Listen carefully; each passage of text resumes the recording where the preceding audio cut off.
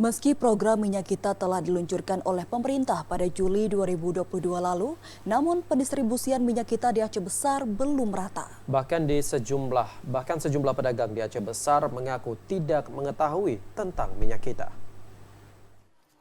Pendistribusian minyak goreng bersubsidi kemasan minyak kita di Aceh Besar hingga kini masih belum merata. Hal ini terbukti dari langkanya ketersediaan minyak kita di Pasar Ketapang 2 Aceh Besar.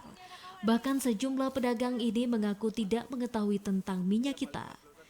Dari sekian banyak pedagang yang dijumpai, hanya satu pedagang yang menjual minyak goreng bersubsidi kemasan minyak kita.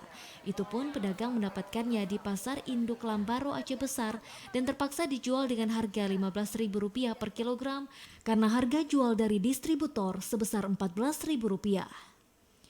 Peluncuran minyak goreng bersubsidi minyak kita telah dilakukan sejak Juli 2022 yang lalu. Namun meski begitu, salah seorang pedagang, Farida, mengatakan bahwa dirinya selama ini tidak mengetahui adanya minyak goreng bersubsidi bermerek minyak kita. Selama ini hanya pihak distributor dari minyak goreng kemasan bermerek saja yang datang untuk menawarkan dagangannya dan tidak pernah ada distributor yang menawarkan minyak kita ke pasar ini. Yang masuk Sophia, Delima, yang masuk ke sini. Sangko. Memoli? Enggak. Apalagi nama satu lagi ada juga. Tapi tahu minyak kita? Enggak. Enggak pernah tahu juga? Enggak. Cuma ibu dari pagi ke sini, mana ada ke gede-gede kan? Sama ibu enggak ada orang tawar di sini, enggak ada juga.